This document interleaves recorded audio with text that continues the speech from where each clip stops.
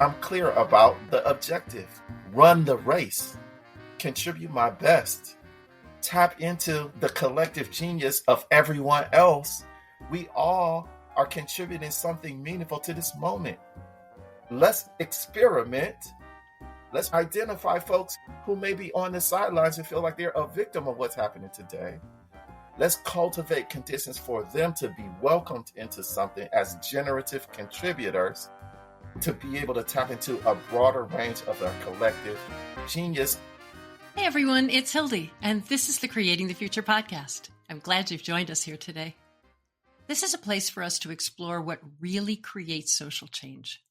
It feels like these days the work of creating a more humane world is more important than ever. Beyond reacting to the forces at play all around us, what will actually create the world we want to live in? That is the question at the heart of this podcast. I'm so excited to welcome Marcus Walton to the podcast today. If you know of Marcus at all, it's probably in his position as CEO of Grantmakers for Effective Organizations, most commonly known as GEO. But Marcus has been involved in philanthropy and social change since long before that, always with a focus on making philanthropy less transactional and more human. When I talk with Marcus, what stands out is far more than the roles he has held. It is his appreciation of all the interconnected layers that lead to true change. And so it is my pleasure to have Marcus Walton join me on the podcast today.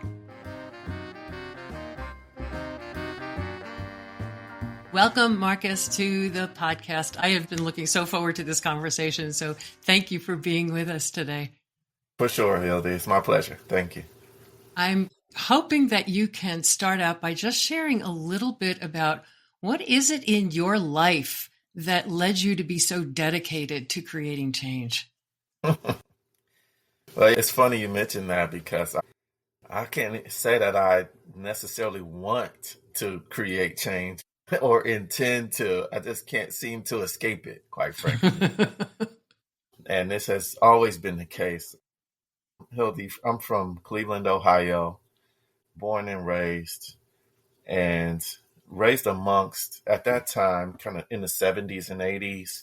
It was common for working class folks to identify as working class and to be able to support large families. So inside of the community, and my mom and dad both had 11 brothers and sisters. Yeah, that's pretty large even for them. And so all these aunts and uncles were my support system. And so I knew what it meant to be in a village kind of a dynamic, if you will, to be loved and nurtured and supported, but also to be constantly under scrutiny, to feel pressure. So why does this matter? Because as I grew and as I wanted to explore the world, there were certain push factors and pull factors inside of this very community of people who, quite frankly, I didn't want to disappoint. Right? And so this is a dynamic that we don't always consider. The fact that I wanted to see the world beyond the vision that they necessarily had for me became a point of tension. And so after high school, I went on to college, still in Ohio, but really exploring the world. I knew I wanted to be in some cities that were more urban in nature, bigger, less parochial. But what I didn't realize, Hildy, is that as soon as I was able to separate myself and kind of look back, reflect back on my experience, I realized a few things. For the most part, younger leaders weren't provided a broad range of opportunities to exercise leadership, to develop leadership. And so as much as I tried to return back to Cleveland and practice as an adult, as a young professional, the opportunities were scarce. And instead, there was a competitive type of environment with folks who had been in positions for much longer. And simultaneously, as this kind of dynamic was happening, I was noticing a deterioration of infrastructure in our community, as well as a transitioning of our economy. So we went from a very flourishing auto industry and still steel mill industry where that was providing all these opportunities to be able to raise a family with very little formal education. They left.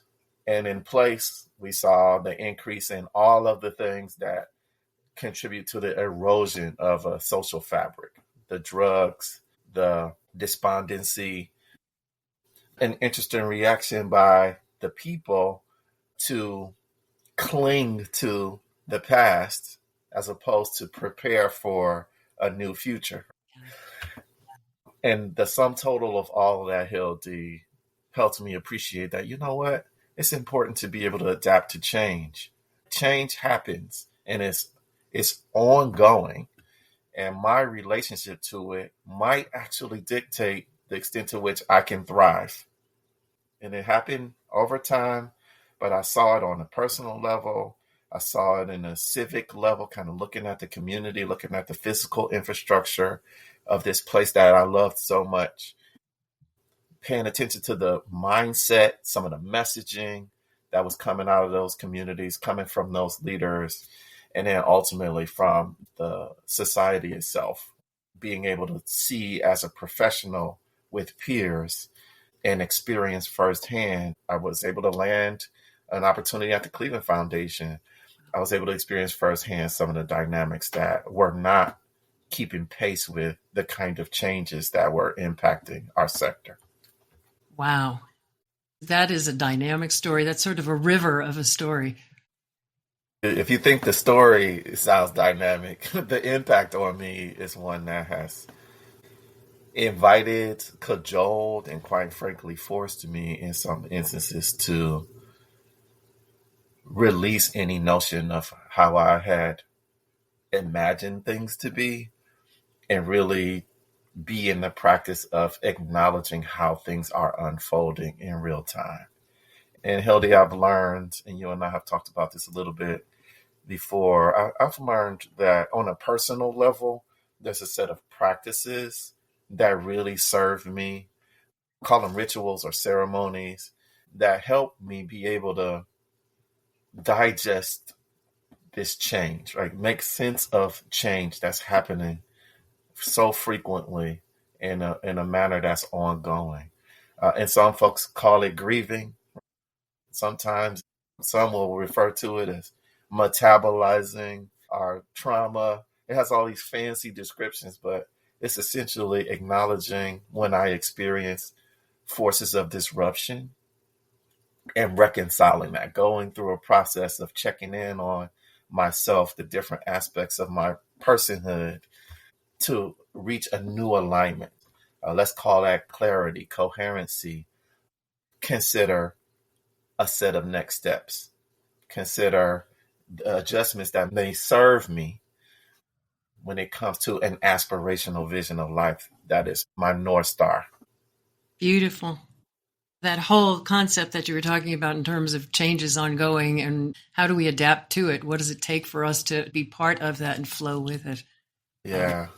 You're leading right into the question at the heart of this podcast, which is when you do see change happening, whether that's within us as humans or out in the world, because they really are so similar, so much the same, what do you see as the factors that are undergirding that change? What are the factors that support change when it's happening?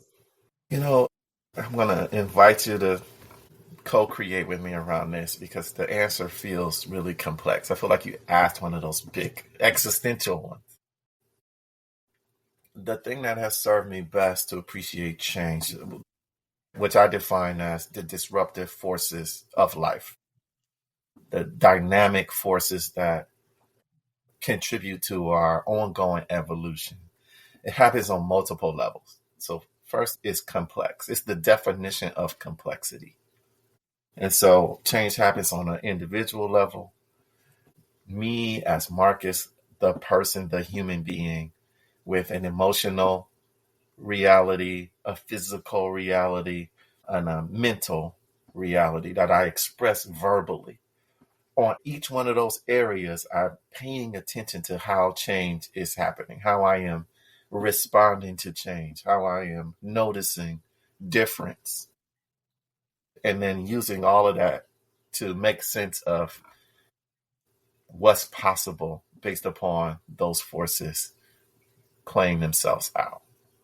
That's a lot of work, and I hope that made sense in the shorthand. Then there's the interpersonal level. So that's personal. On the interpersonal level, I'm now doing that same thing. I'm attending to all of the levels of change that I'm experiencing personally, and I'm attending to how other people are experiencing change in their spaces, mentally, physically, energetically, and how they're expressing it verbally, how they're behaviorally responding to their experience of change on all of those levels, which is, as you can imagine, especially complex. It's hard enough to do that as an individual. And now, not only am I doing it with another person, I'm doing it with multiple people. And the more we combine those individuals, those relationships, the more we start to identify organizations, associations, structures, institutions. And so I'm naming change on that level as well. And then there's societal, there's a sector wide, there's the kind of aggregate global level that change is happening. And in addition to those individual level changes, I'm tending to the changes that are happening on that level, making sense of what I'm observing, witnessing, feeling, and doing so as much as possible in comparison to what's happening on the interpersonal level and on the individual level. And so I have to wonder if there's a macro set of changes that happen universally. It's captured in a lot of our faith traditions. Mm-hmm. Mm-hmm. So what's essentially happening out in the cosmos, in nature, in the broader world, is happening on an individual level, on the micro level. I believe that. And so just like the earliest people on the planet have done, I pay attention to what's happening out there, what we have learned about that great cycle of change, and draw lessons on that. So, for example, change happens in cycles. The earth revolves around the sun, and there are multiple suns and multiple planets and multiple galaxies. It serves me to zoom out when paying attention to these things playing out. Things become clearer the more I see the big picture. I take the time to consider the big picture. So, in other words, don't get lost in the tunnel vision experience of discomfort, for example, that I may be experiencing. Acknowledge it and zoom out and appreciate the context within which it's happening. Yeah. That word context. We play with big picture, small picture, but the reality is, are we looking at the whole context or just a small part of the context? That's right. And then in the society in which we live, and there have been so many people who try to articulate this in different ways, there's a way in which we can only pay attention to the context itself without making sense of our relationship to it. And we can also pay attention to my experience of the context without considering the bigger picture. So this opportunity to look at the both and, as opposed to either this or that. Yeah. Again, the acknowledgement of complexity, layers, nuance, that always, Hildy, in my practice so far, in my experience, consistently allows for a set of possibilities to remain available, despite what might feel like or be perceived as the most duress or adverse circumstances. The word fractal is coming to mind for me. There you go. There you go. What we see in the cosmos is what we see in ourselves. To go Joni Mitchell on us, we are stardust. Yeah, that's right. Our systems change colleagues say that, right? They use fractals all the time. And that's what I also express that too in what I share with you. When you're talking about these various levels, you're talking about sense making, you're talking about noticing. And it is what we notice on the individual level, what we notice on the macro level, acknowledging that when we're creating change, it's humans, individual humans who are changing within that. despite the fear of getting a bit esoteric. But what you just described about this human experience to me is one of the most fundamental expressions of what it means to be a contributor to society. And yet, the social, political, and economic constructions of identity that categorize us simultaneously dehumanize us. It makes it less possible, more challenging for me to connect with my own humanity as well as someone else's because of I'm considering all of these hierarchies. I'm thinking about your gender, your race, which isn't even real. There's one race, a human race, and a whole bunch of different cultural expressions and right, ethnicities and the whole diaspora of human experience that has shaped how we think, how we consider what's normal, the rituals we practice. And yet, because of the pace of change, because of the overarching social dynamic, our reality, we don't necessarily consider that. And we're not encouraged to on a daily basis. Instead, our priorities focus on advancement of something that's associated with the structure in which we live, this capital focused structure. So even from the earliest stage, we're educating ourselves to be able to access a certain level of financial opportunities, whether it's creating a business or working a job at another type of entity to express what one might call our personal vocation. So we're trying to match up the thing we care most about with a particular type of financial opportunity to allow us to thrive, at least economically, inside of this social construction, which is what it is. But our society, nonetheless, the one that is the prevailing way of being together that we've all agreed on to date. It's fitting into a current system, global system, that is not really human. I mean, it's very mechanized. It's mechanized and it has a history. There's a set of experiences over time that have encouraged certain behaviors and discouraged others. I mean, it's seeing humans as machines, seeing humans as pieces in the production line.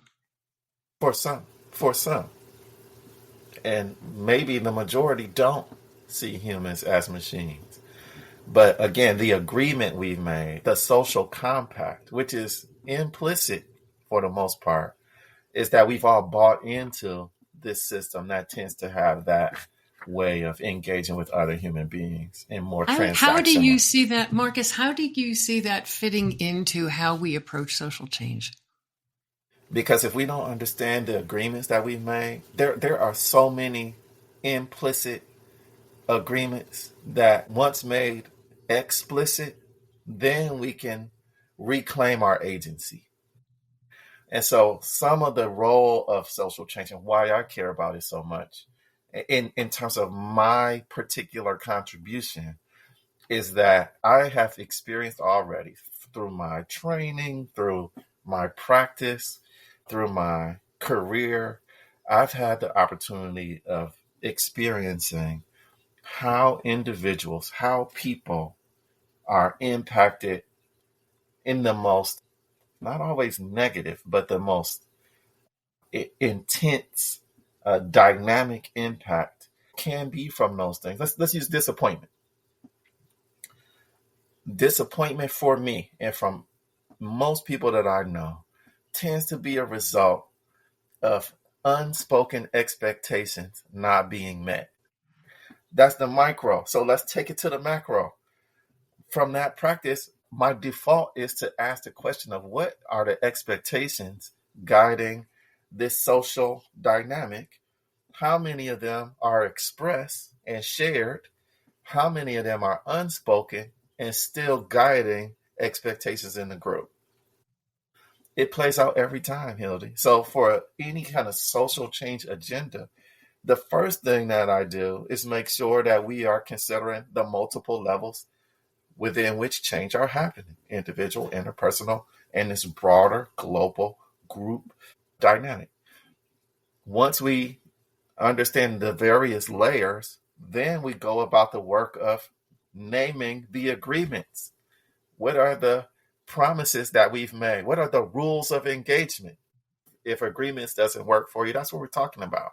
There's rules of engagement whenever more than one human being is involved in a situation. And it's purposeful. It's so that we're focused. Right? Institutions have structures that are built on purpose to fulfill a function. But we haven't been the ones necessarily to define the function of the institutions. And that's where you were talking about the mechanization of human beings.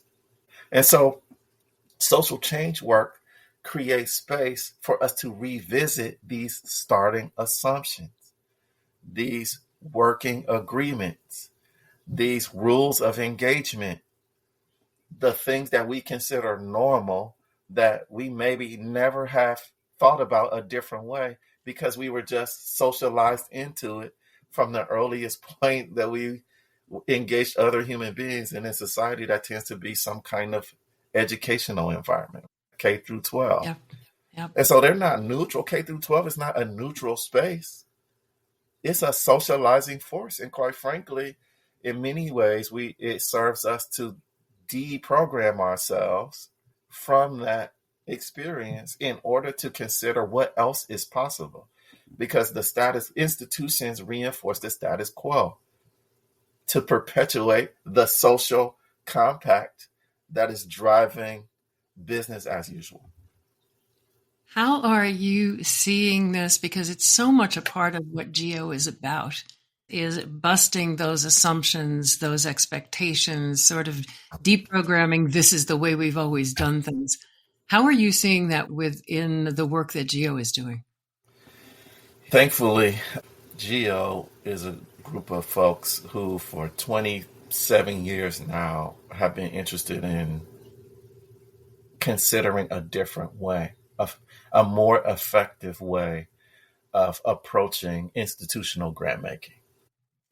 Sometimes we refer to that as considering the ways in which the practice of institutional grant making can be a lever for social progress, for the greater good, not just in allocation of charitable resources, but also leadership and influence and elevating some of the topics that you and I are talking about that go way beyond a simple grant to a grantee that is providing a service inside of communities, but really starts to shape a shared vision for thriving for society itself.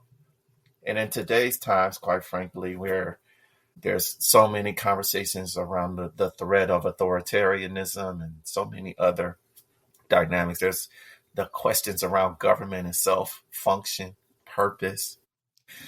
There's an absence of conversation around values.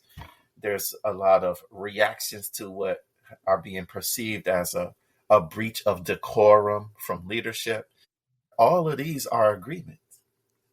And so GEO is a place where we can make sense of that together, where we can acknowledge misalignment and draw from resources that are curated in such a way that allow us to be able to do what I'm doing with you right now. Right? Whether you agree with it or not, that's not required. What's required is you care about social progress and you want to contribute to it meaningfully.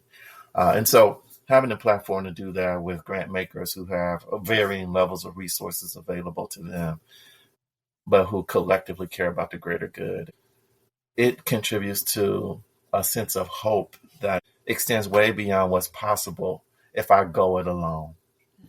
And we want to be a beacon of sorts, a place where others can breathe a little easier, rest, relax into other groups of people who are doing similar, if not the same work, and restore, to stay in the game, because we understand that change is ever present, it's ongoing, it's cyclical, perhaps generational.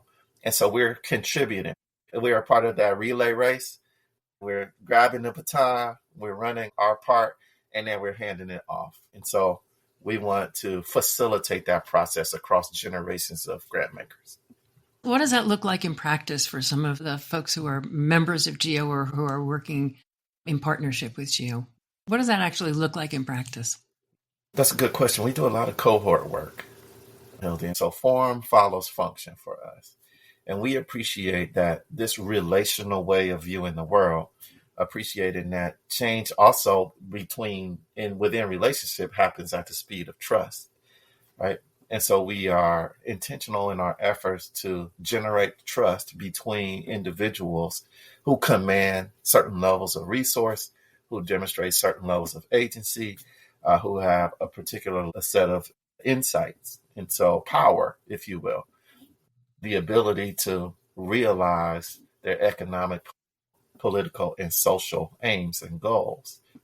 We are about bringing people together to identify the various forms of power that are available because we are often not accessing all of them, to be able to partner and contribute to a collective deployment of resources, appreciating that the sum of our individual parts are much greater than those individual parts, and to consider broader possibilities.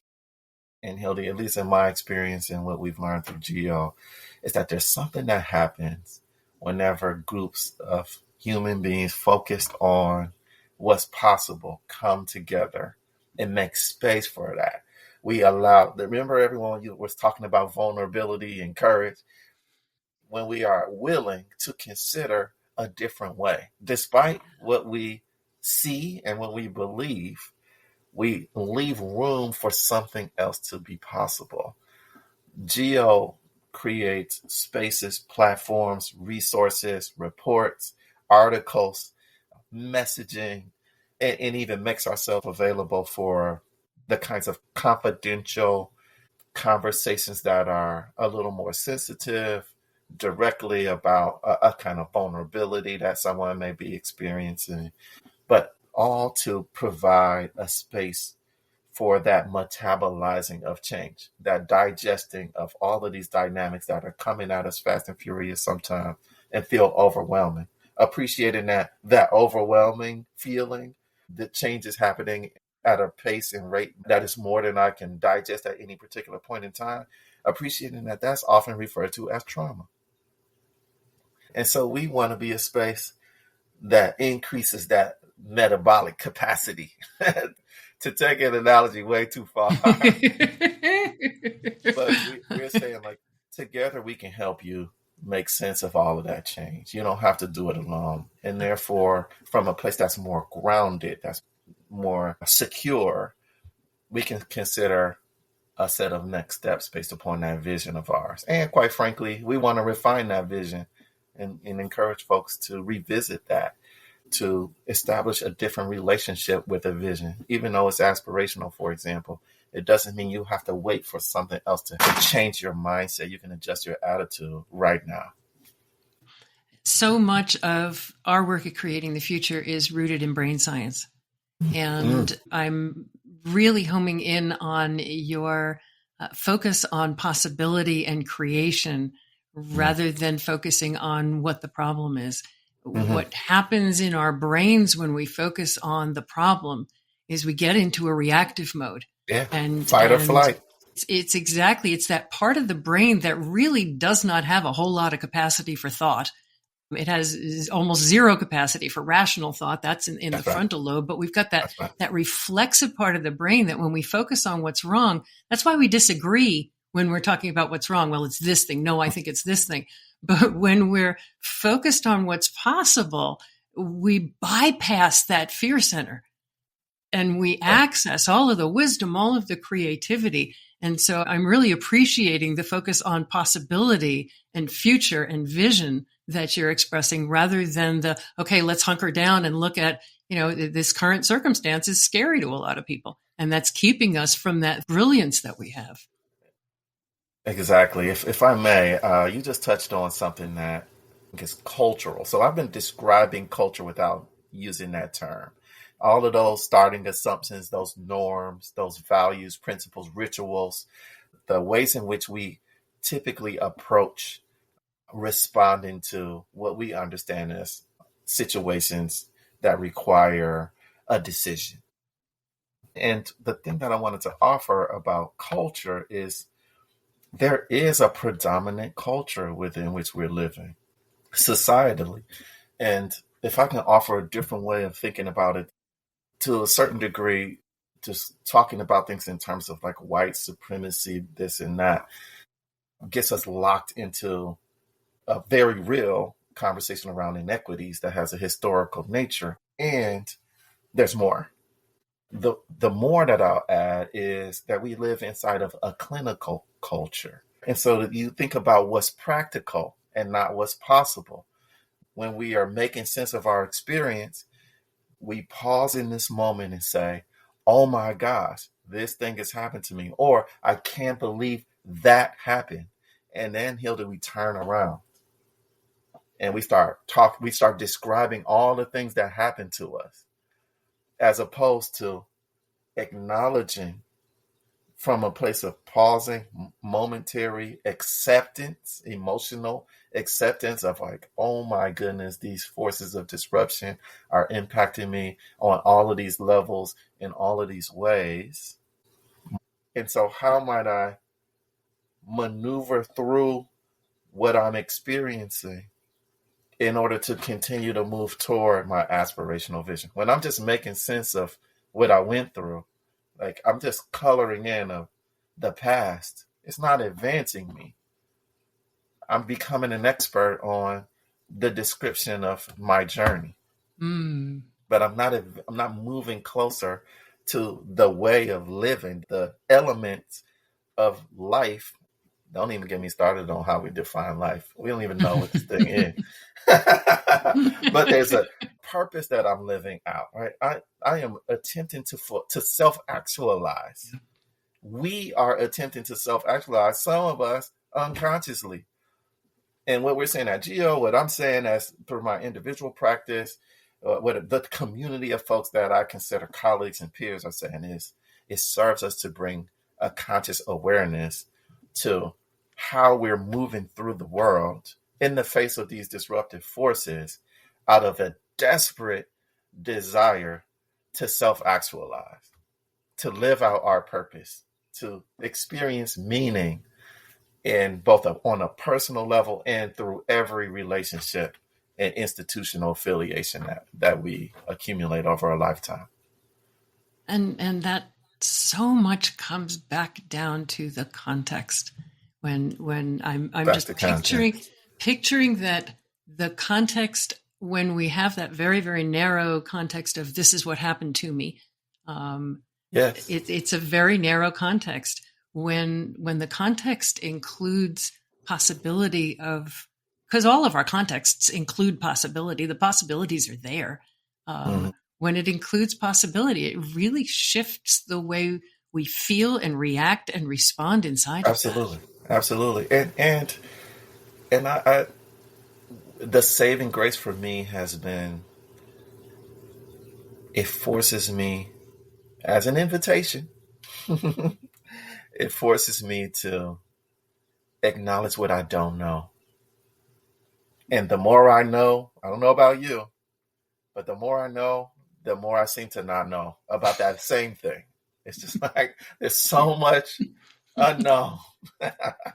It's so much unknown, in fact, that there is a particular kind of way that we can say, you know what, I'm very accustomed to operating in uncertainty because it has dominated my experience over the years, regardless of how long we've lived. There's more that we don't know than what we do know. And what we do know is, so that means it's smaller. If I only live, Hildy, according to the things that I've defined as known, then that's a very small life. And yet that's exactly what we do. We call it security. Mm-hmm. And we try to derive optimal pleasure out of that, optimal fulfillment, optimal fill in the blank. It is not going to happen.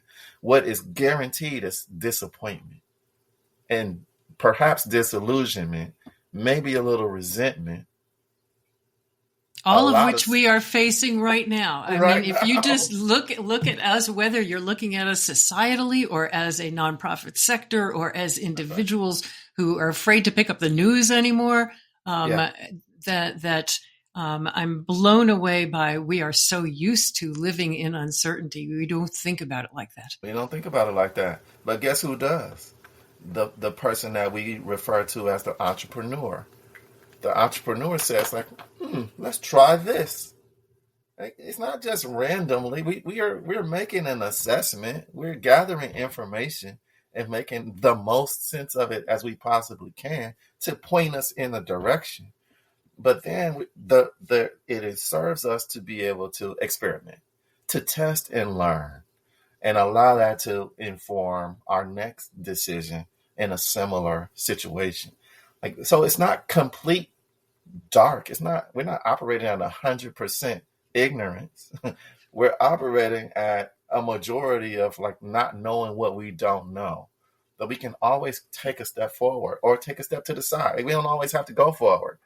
Sometimes you take a step back so you can take a leap forward. Sometimes you take a leap back and then you take a whole quantum leap forward. This movement is one of the primary aspects of living. They say when a thing stops moving, it dies, right?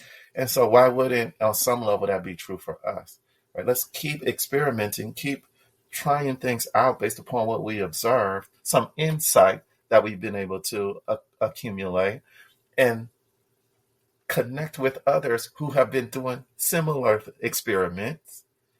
Thus, and that's why possibility works. Possibilities give us opportunities to experiment individually, collectively, and continue to expand different pathways forward. Knowing just doesn't offer that. I have a friend who went through some pretty significant health issues in the past year. And there's a ton of uncertainty when, you may die, when it's that serious.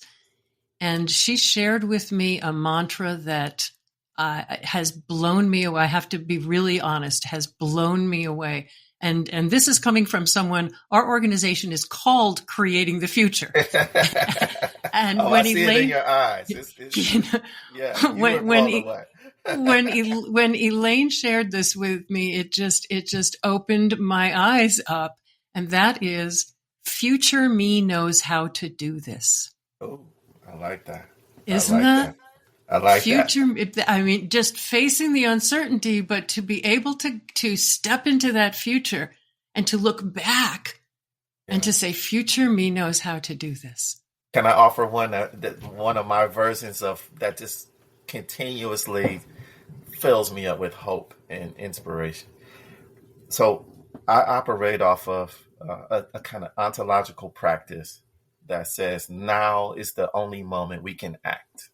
Right? The past has happened already, and the future hasn't happened yet. The future is now. All right, actually, it's right now. Oh, actually, it's right now. You see how it keeps, right? Mm-hmm. And so if now is the only moment I can act, then now is actually the point where I have the most power. So let's focus on now, because the future hasn't happened yet and the past is gone. And so first of all, I'm managing my energy, my attention, consciousness. The consciousness that I have that I can direct toward all in any direction, I'm focusing on the now. So now I'm building up my sense of power. What you described as future me reminds me of a saying that whenever two or more of us come together, there am I. It's a revelatory experience that has been captured in all kinds of different kind of mystic systems, energy practices, religious faiths. So there's some kind of consciousness that is expanded when two individual sources of consciousness come together. It's an exponential impact, bigger than the sum of the individual parts. And so being in community with intention has that same impact that you described as that future self. So when things look dark, when they feel uncertain, when I can't digest all of the change that I'm experiencing at any particular point in time, what I know will happen if I connect with someone else is that there will be more available in terms of being able to power, right? The ability to respond and realize my social, economic, and political goals and aspirations. Dr. King said that. I'm using his definition of power from Why We Can't Wait. But that being able to connect with others and then as human beings, right? Beyond the constructions of race, age, gender, and all of the economic, being able to say, there's a human being. Let me understand what they're going through. Let's connect and around the things that we have in common. That then creates more opportunity for possibility. It has done so every time, Hildy. It doesn't matter who the person is or what their affiliation may be. That's the hope for me.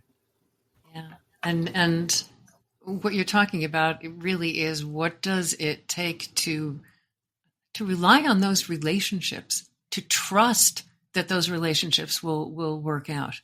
There's, looking at the mistrust that we see among ourselves, I really see that as, we like to talk about division and polarization. In my mind, so much of that is just a mistrust of each other and not knowing each other and a mistrust of each other.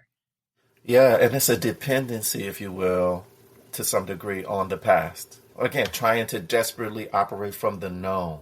But the reality for me is that it was much worse here in this country for my great, great, great, great. They weren't even viewed as human beings, right? They were exploited in ways that we haven't even acknowledged as a society yet. It's not just about labor. I'm talking about abuse on every level, right? And I don't know how to even reconcile that. But I know that in order to move toward a shared vision for thriving as a society, that kind of reconciliation has to take place somewhere, or we won't be able to move past it. Yeah. Well, and I'm really focusing in on your comment that now is the only moment I can act. The sequel to that is, and my only power is to create what's next, because I can't change the past. And the past is what created this moment now. Just as you said, well, now is the future. Oh, now is the future. That there really is no now. that we've got the past, and that our only power really is to create what is possible. And what an honor. In some ways, if I'm searching for purpose and I consider a framework like you just laid out, what it means to me is my contribution during the time that I'm here, which I don't know how long it is, right? As much as we don't never like to necessarily think about that. I don't know how long I'm going to be here. But the fact that the conditions from the past generations have all culminated to this moment, i.e., I have the baton now with you and others. I know what my mission is. I'm clear about the objective. Run the race. Contribute my best.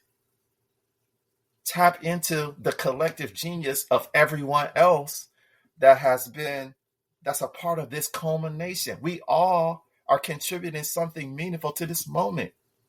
And if we haven't yet, let's experiment. Let's be entrepreneurs, operate for possibility, and identify folks who feel like they are not contributing, who may be on the sidelines and feel like they're a victim of what's happening today. Let's cultivate conditions for them to be welcomed into something as generative contributors to be able to tap into a broader range of our collective genius. Collective genius is our collective consciousness. It's everyone saying, I'm here, I was born, here's my offering, boop, here's my contribution. We're co-creating. So I have hope in all human beings. I think we are created perfectly because of our capacity for redemption. I don't know one human being who hasn't made a set of mistakes, quote unquote mistakes, which is really just learning. And from that learning, become a different version of themselves. And so Because that exists, again, I have even more hope that when we cultivate the right conditions, and we have to figure out what that is together, then we can invite a broader range of contributions from a wide swath, the diaspora of, if you will, the human diaspora. And then you tell me what's possible and what's not. Until we do that, no one knows. I could not find a better place for us to stop today than that. And I am quite sure that the folks listening are in the same shoes that I am, wanting to know more from you, Marcus. So thank you so much for sharing yourself with us today. It is always an honor to talk to you, and I so appreciate it. Thank you for the invitation. Thank you for allowing me to feel seen, to feel heard, to feel valued. I think that's what we all want, and I'm interested in offering that to as many people out there who also feel like they have something meaningful to contribute and maybe don't feel like they have been provided that invitation. Please allow this to stand as that invitation wherever you are. We need you. You matter. We love you. Thank you, Marcus, so much. Thank you, Hildy. Take care.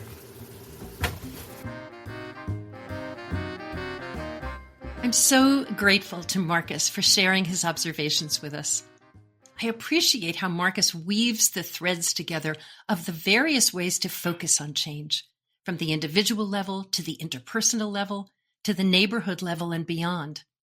Understanding that change happens simultaneously at all those levels helps us to see what it really takes to create the future we want to live in.